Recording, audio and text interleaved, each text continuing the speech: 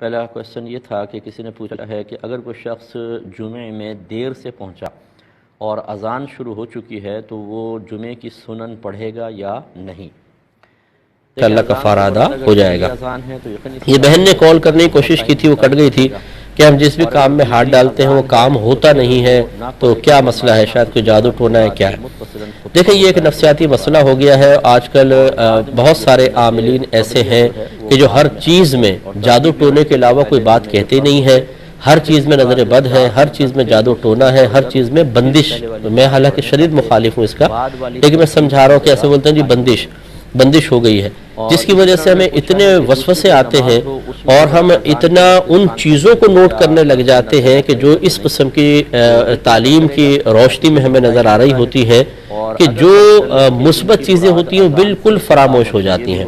حالانکہ یہی بہن اگر غور کر لیں کہ ان کے 50 کام ایسے ہوں گے کہ جو ہو رہے ہیں اور اس میں رکاوٹ نہیں ہے۔ مثلا یہ رات کو سونا چاہتی ہیں، سو جاتی ہیں، صبح اٹھتی ہیں، ناشتہ کرتی ہیں، کھانا ہضم ہو رہا ہے اور بہت سارے معاملات ان کے ہو رہے ہیں، سینکڑوں کام ہو رہے ہوں گے، وہ نظر نہیں آئیں گے، لیکن ایک دو کام جن کو یہ چاہتے ہیں کہ ہو جائے اور نہ ہو تو بولتے ہیں ہمارا کوئی کام ہو ہی نہیں رہا۔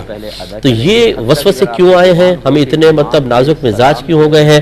ہر چیز کے اندر ہماری ہاں اور مثبت ہی کیوں ہونا چاہیے؟ یہ اس لیے کہ ہم چاہتے ہی نہیں ہیں کہ ہم پر کوئی آزمائش آئے، کوئی فکر آئے، ہم اور ہماری نظر صرف اور صرف کمی کے اوپر ہوتی ہے، محرومی جس چیز کے اندر ہے اس پر ہماری توجہ ہوتی ہے۔ جو کامیابیاں ہو رہی ہیں اور جو اللہ تبارک و تعالی نے بغیر طلب کے ہمیں نعمت عطا فرمائی، ان کی طرف ہم بالکل متوجہ نہیں ہوتے، تو یہ ناشکراپن غالب آتا ہے۔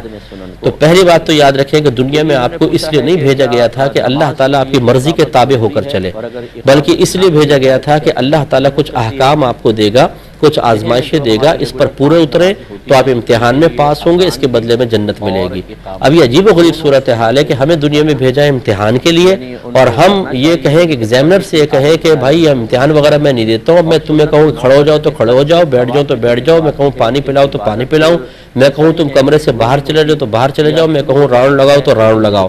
یہ تو ڈیمانڈ نہیں چلے گی۔ یہ ہمارا ذہن بن چکا ہے کہ ہم چاہتے ہیں کہ اللہ تعالیٰ ہماری مرضی کے تابع ہو جائے، جو ہم چاہیں فوراً عطا فرمائے، نہیں دے گا تو ہم باغی ہو جائیں گے، شکوے کریں گے۔ تو میں بہن سے گزارش کرتا ہوں، یہ آپ ہی کے ساتھ نہیں، میرے ساتھ بھی ہے، 50 کام ایسے ہوتے ہیں جو نہیں ہو پاتے، سینکڑوں کام بغیر محنت کے بھی ہو جاتے ہیں۔ تو ہم جو ہو جاتے ہیں نا اس پہ نگاہ رکھ کر اللہ کا شکر ادا کرتے ہیں، اور جو نہیں ہوتے ان کو اپنے شامت اعمال تصور کرتے ہیں۔ باقی دنیا آزمائش کا گھر ہے، یہاں یہ تمنا کرنا کہ ہمارا ہر کام ہو جائے نہیں ہوگا۔ اللہ تعالیٰ ہماری مرضی کے تابع نہیں ہوگا، ہمیں اس کے مرضی